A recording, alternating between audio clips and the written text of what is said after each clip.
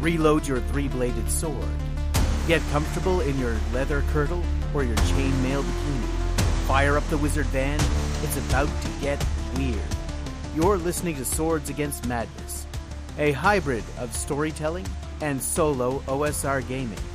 I am both dungeon master and players in a world of weird fiction and pulpy sword and sorcery. The dice create a narrative, and I will turn it into a psychedelic story for your enjoyment. There's no cheating, no special rules to make life easier for my player characters. Just the game, the dice, and a few oracles to help keep things moving along. I will try to keep it PG-13, or at least what PG-13 meant when I was a kid. There will be a little innuendo, and maybe a little over-the-top comic book violence. If it wouldn't have appeared in Goonies or Gremlins, you won't hear it here. Now, it's time to party like it's 1974. With Swords Against Madness.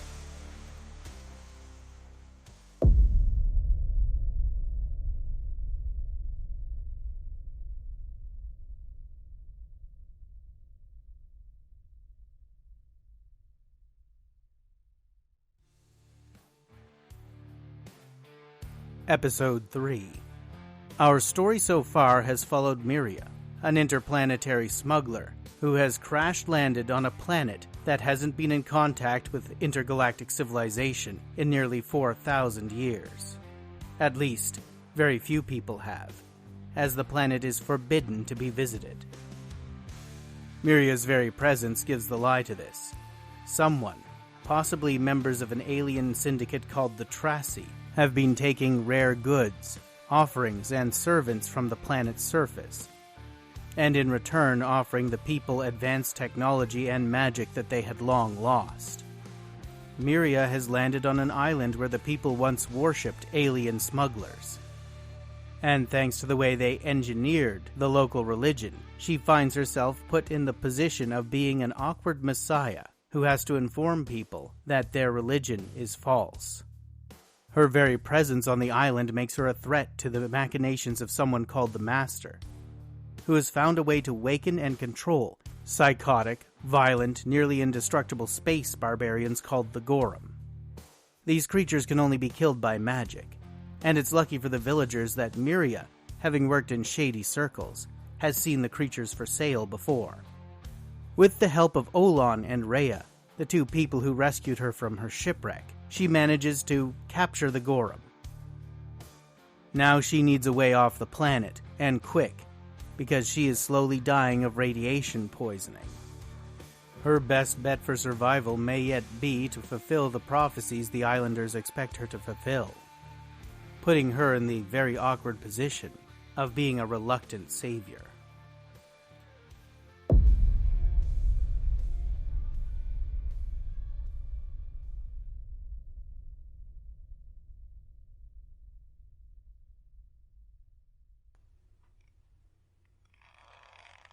Miria stood in one of the ruined huts, watching as the Gorum struggled against their bonds.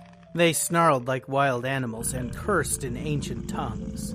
Many were pulling so hard against their ropes that they were ripping their own skin, and they didn't seem to care. A small crowd of angry townsfolk stood around the edges of the room, waiting, hoping for justice to be handed out. The old man who spoke for the village, Otho, was the first to speak to her. "What do you know about the Gorum?" I know what these creatures are, although I don't know that name for them, though they have lots. Filth hounds is what we use in my home system. System?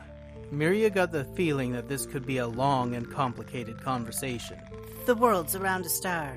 These filth hounds, or Gorum, or whatever you want to call them, creations of an ancient being who calls himself the Carver. He was talented at... How much do you know about genetics? Genetics? Okay. Let's say the Carver was a master at shaping new creatures from the seeds of old ones. It made these as its shock troopers when it tried to conquer the stars. As before, Olan and Rayya stood as close to Miria as they dared.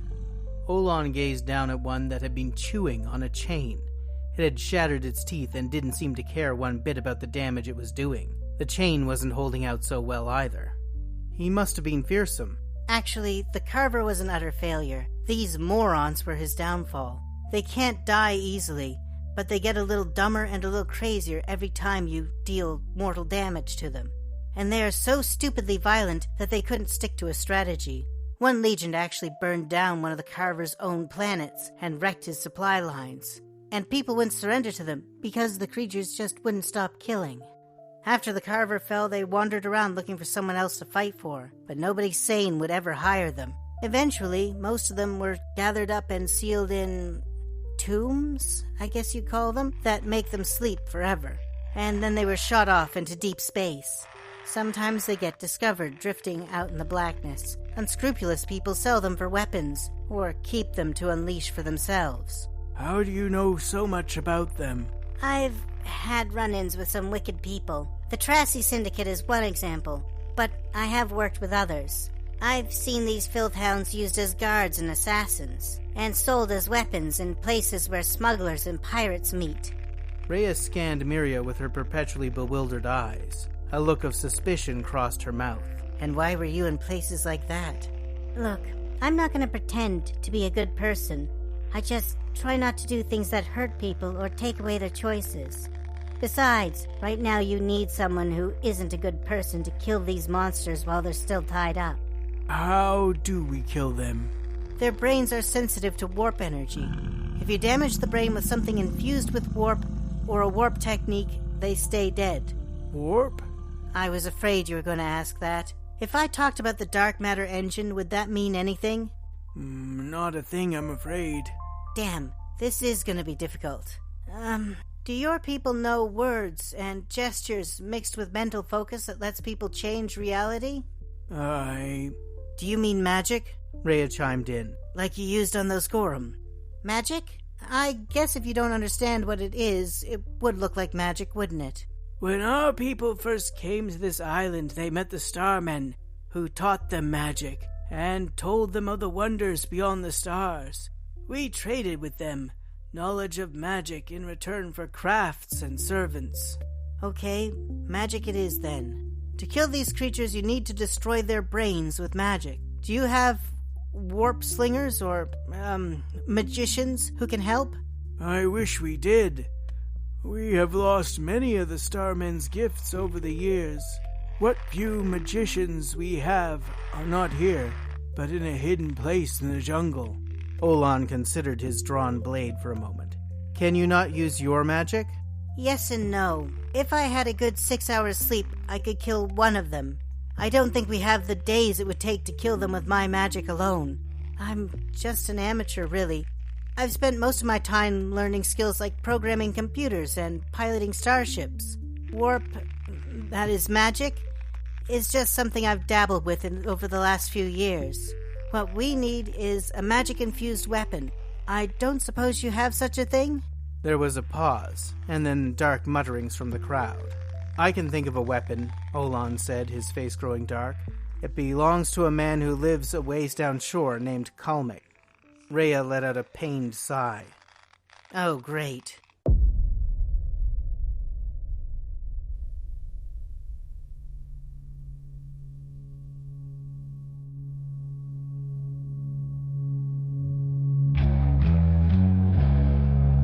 When I started this campaign, I didn't necessarily want Miria to join up with the first two people she met. But when Olan and Rayya's boat came along, I decided I at least had to roll them up to figure out who they were, what kind of people. I rolled their stats, 3d6 down the line, then picked a class for them and randomly generated a gender. Once I had them rolled and started on the journey to their village, I sat down with the Mythic Game Emulator and asked it a few questions about their culture and their norms. It would appear that when you have a visitor to their community, it is the responsibility of the people who brought them there to keep them safe and in line.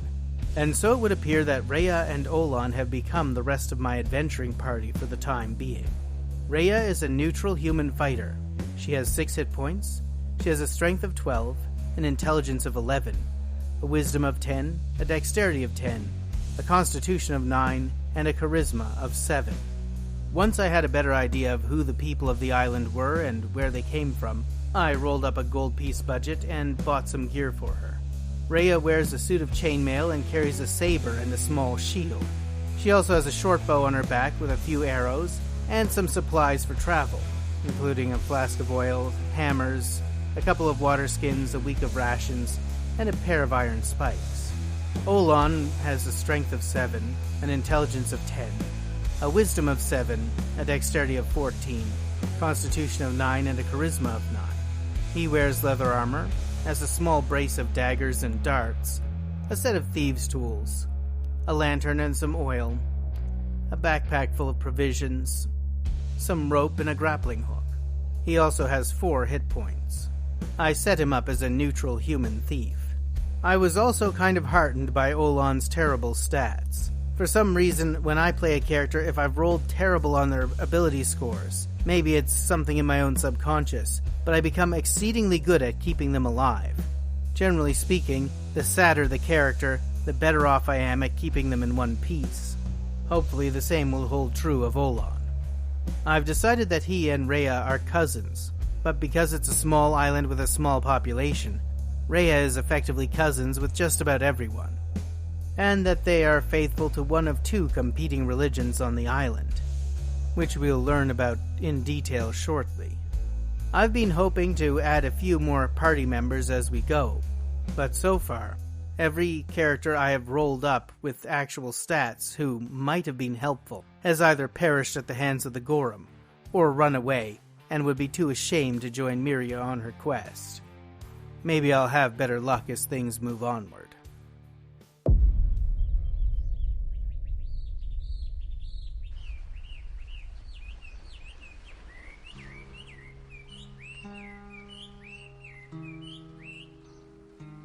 Within the hour, Miria, Rayya, and Olan were walking on a narrow path between the beach and the rainforest. A gentle drizzle was pattering down on their heads. Rayya seemed incredibly downcast, her face knotted into a frown. Olan seemed pensive. So tell me about this man I'm dealing with. Who is Kalmek? Kalmek is one of the richest men on the island. He's descended from his grandfather, also called Kalmek, who is a great adventurer and won a great deal of treasure up north. Kalmek is a miser who's lived off of his grandfather's plunder his whole life and thinks he's better than the rest of the community. He's also deep in with the church. I gather that's a bad thing? It is for us. The church is new. I won't burden you with too much of a history lesson, and frankly, we're not the best people to actually give you one. But 200 years ago, our people came here from the Aldean guilds. That's a chain of islands up north, an oligarchy. When we came here, the Starmen changed everything, and we've kept their faith for the last 200 years. The Aldean guilds, they ran things terribly. They nearly starved us with their restrictive trade laws. And then they collapsed under their own incompetence, and we were glad to see them go. We've been an independent colony for almost a century now. Somewhere over the last 100 years or so, there's been a reconstruction. The church has helped rebuild a whole bunch of countries up north. Their missionaries have been coming here since Rayya and I were kids. Okay, but how is this a problem? The problem is they see the Order of Stars, our local religion, as a heresy that needs to be stamped out. They've worked very hard to make it profitable to convert to their religion and repudiate the old faith. Your very presence here flies in the face of everything they've taught. You are proof that there really was Starmen. Even if I tell you that the Starmen were exploiting you? That doesn't matter, because they've been saying for years that the Starmen were just wizards from another island playing tricks on our minds. So how much trouble am I in? Well, they're not going to act against you directly. That would be too much. They still aren't that big here. But they certainly won't help you, and they're going to find ways to stand in your way. They've also forbidden their acolytes from helping anyone in the village until you are cast out into the rainforest. Charming. I can't help but notice that the church is in much better repair than the village around it. What's happening there? The acolytes figured out that some of their prayers hold the Gorum off. They've never been able to get into the church. And so when one of the raids happens, they start praying and they welcome anyone to safety, but only so long as they are willing to participate in the church's prayers and ceremonies. They figure that they're going to get a lot of converts because as long as the Gorum keep attacking, they're the only safe place to be. But if they have that kind of power, they could probably have overpowered the Gorum long ago. Why would they do that? Rayya asked, spitting on the ground. After all, as long as the Gorum attack, they're winning the battle in our culture. That's despicable. That's just the way it is. They paused. Miria had 1,000 other things on her mind that she wanted to ask, but it's Rayya who broke the silence. I have a question. How come you speak the common tongue? I don't exactly speak the common tongue. I speak Galactic Standard West. It was a language invented that wouldn't mutate or drift too much, and was super easy to learn even for aliens whose bodies are very different from ours. I have no doubt your ancestors spoke Gal Standard and passed it on. Nobody remembers where it came from, and the name doesn't mean anything to them, so calling it the common tongue, I guess, makes sense. So you meant it when you said our ancestors really were from the stars? Thousands upon thousands of years ago, humans and some similar races, elves, dwarves, goblins, gnolls, they all spread out in a great empire that spanned thousands of worlds. Then a terrible thing happened. I won't get into the details because it's complicated and we're still not sure. But 4,000 years ago, the empire collapsed, and worlds like yours got left behind. Now that we've rebuilt, we've seen some worlds fall way back. It seems to be a pattern. If you're cut off from space for more than a few generations, you just forget you came from there. It becomes myth. And our government? Well, they forbid people from coming down to this planet. They figure if they can study you now, we can know how to better survive a galactic catastrophe for the next time. That's despicable. If we're from the stars, shouldn't we be allowed to go back to them? Oh, I agree with you totally. That's why I'm here. I'm a smuggler. I've been illegally bringing goods to someone who's been trading. I just wish I could remember who. Somewhere on this planet, there's someone who has been profiting by trading for alien technology and magic. They just haven't seen fit to tell the rest of the world. When you find them, are you planning on leaving? There was something in Rayya's wild eyes that Miria recognized. Yes. Would you... If you want to leave, I feel you have the right, but you'd be in great danger. We're almost there, Olan said, leaving the rest of that conversation to be had at a safer time.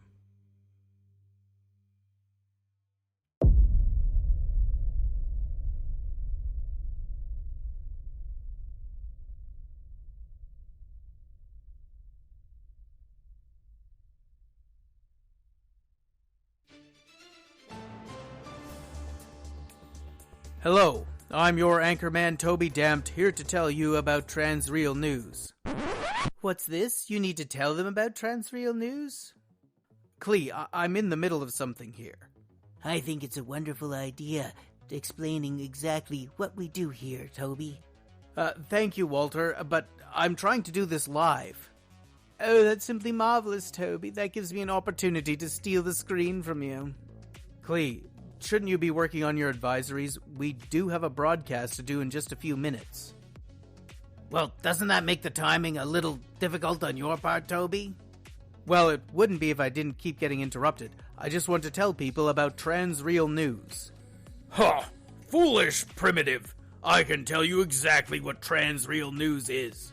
It's a show where a bunch of shills and liars create a podcast trying to tell people what's going on ever since reality broke down and time and space became distorted. Shills? Liars? I resemble that remark, darling. I will run you through, Maxwell. Promises, promises, Torg. Listen, guys, this is important. We tell people about rampaging time barbarians. We will conquer. Lockdowns in hell. The televistic slime that's slowly eating the noosphere. Sure, we have to run ads and look out for what the authorities tell us to say and not to say, but that doesn't mean we're not valid journalists. Here, Toby. Somebody's got to warn them about the strange reality storms coming in, or the rampaging monsters across Australia, or the ultra-violent time barbarians trying to murder their own ancestors to make themselves stronger. Do not speak of which you don't understand, fool.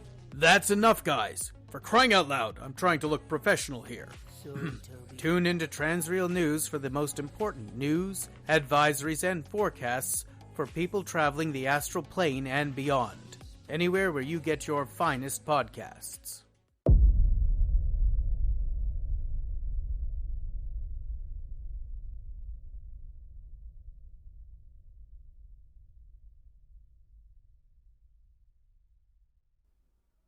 Kalmek's tower stood on a cliff above the crashing waves, surrounded by a rusted iron fence.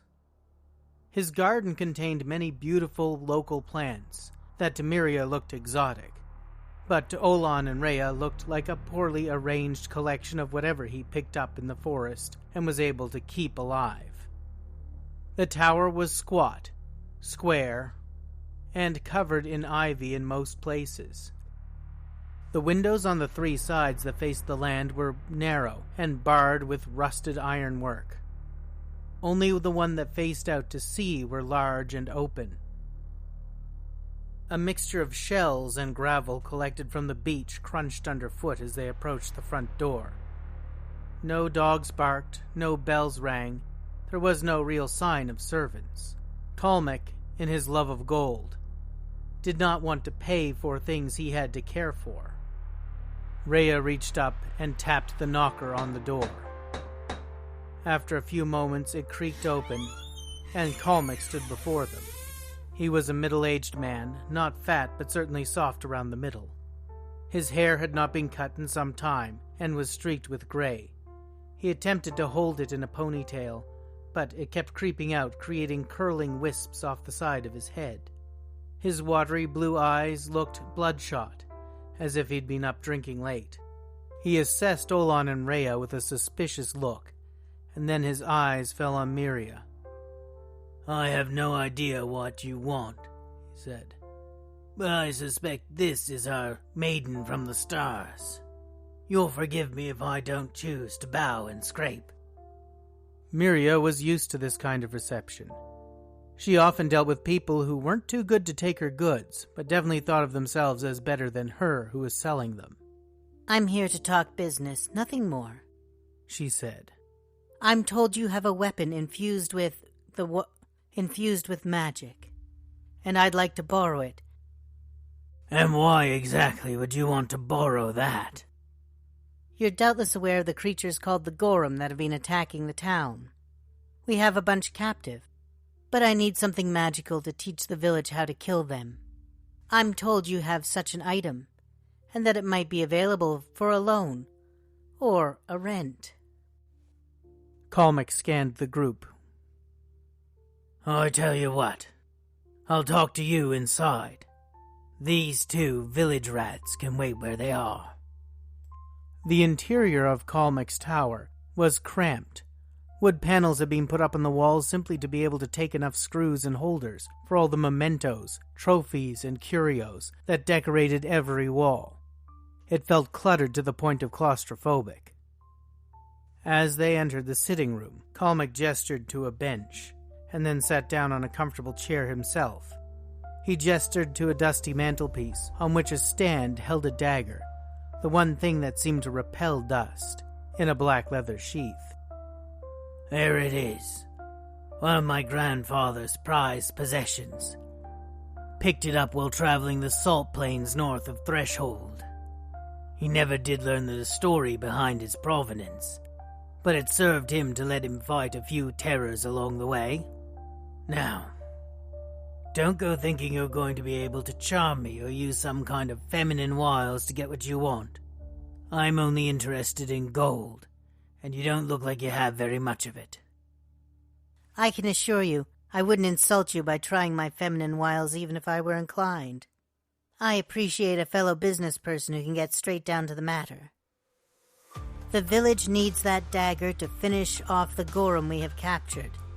We can't kill them any other way, they just keep getting back up. That means we need that dagger. You have things you need in this place. I saw your garden. You must get your produce locally. What would you say to a week's supply of fresh food for every head that dagger gets pushed into?" Miria allowed herself a smile, seeing the man squirm. The idea of actually using the dagger clearly made him uncomfortable. This is my legacy we're talking about, miss. I'm not very interested in leaving it in the hands of these backward, superstitious idiots. Not for food, that's for damnably sure. You won't be leaving it with them, you'll be leaving it with me. And I assure you, when I'm done with it, you'll get it right back. No, I don't think so. I tell you what, though, I'll make you an offer.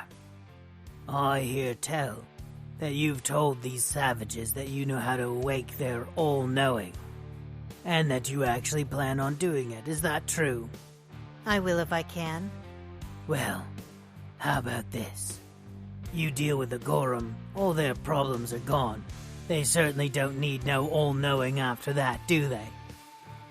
You push this dagger into heads, if that's what you gotta do, and then you bring it back to me, and the all-knowing don't get awoken. You tell them you can't do it, it's broken, or it's never been anything other than a statue, or whatever you gotta do. But I would like to see these stupid superstitions put to rest, if you catch my meaning. I think I catch it perfectly. I am a lot of things, Mr. Kalmek, but I'm not heartless, and I'm not a liar. I won't pay that price, name another.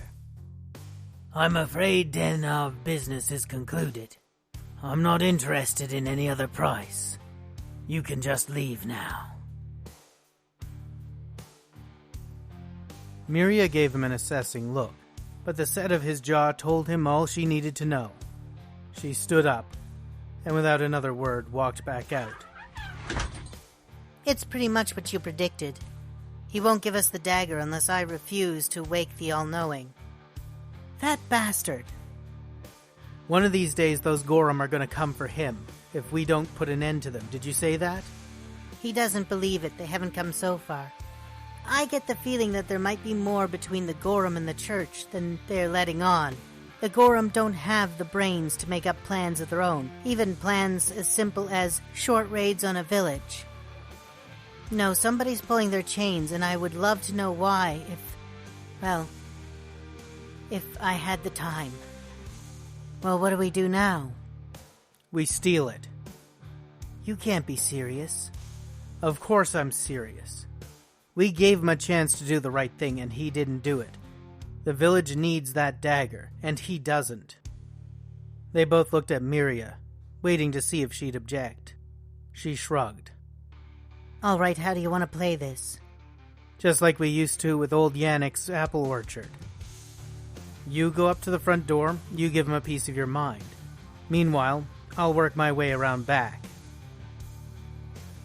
Rayya walked up to the door and hammered on it hard. She waited for a moment for Kalmek to come out. Right. Now what is it you want? I'm here to give you a piece of my mind, you selfish, ignorant, greasy little prick. No, don't bother to answer. I couldn't bear Rayya had been a woman of few words up to this point, and it shocked Miria just how rapidly and intensely the torrent poured out of her mouth. Rayya's silence, a stopper on a bottle of explosive emotion that she now let Kalmek take the full brunt of. And while she called the old miser down to his lowest, Olan ever so softly crept around the edge of the building. Carefully, Olan worked the tips of his moccasins and his fingers between the crumbling masonry.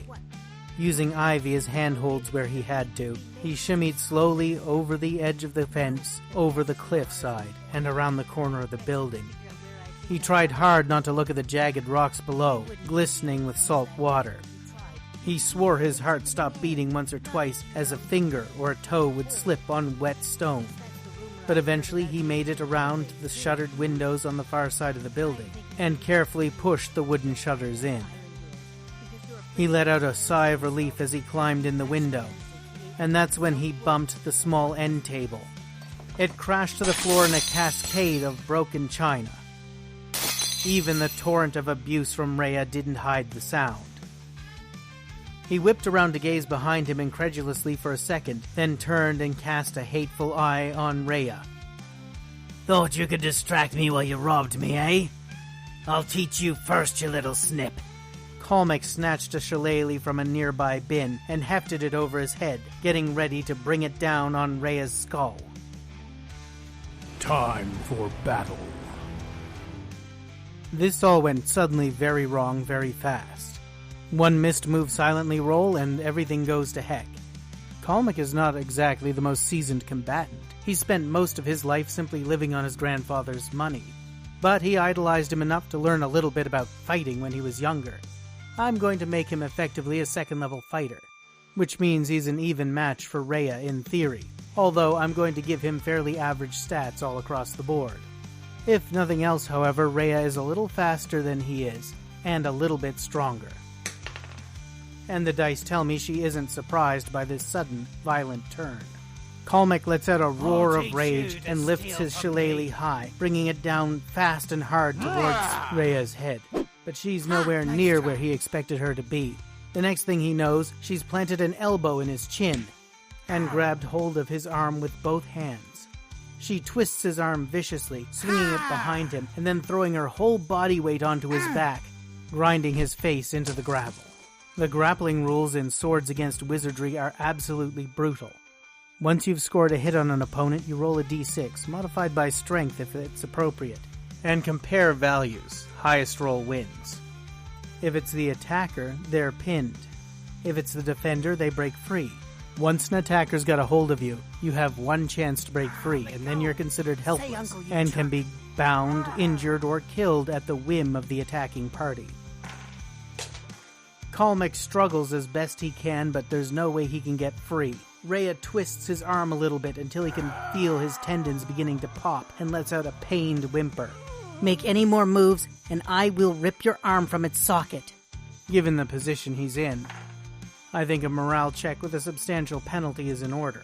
I am using BX morale rules because I feel they're a little heftier. Kalmek lets out a whimper as Rayya grinds his face on the gravel a little more. Olan comes rushing out a moment later, holding the dagger in hand. I've got it. Let's get out of here. You'll see this dagger again when I'm good and ready to return it to you, jackass. Rayya leaves him whimpering in the dirt, and the three of them march back towards the village, steeling their minds for the grim work ahead.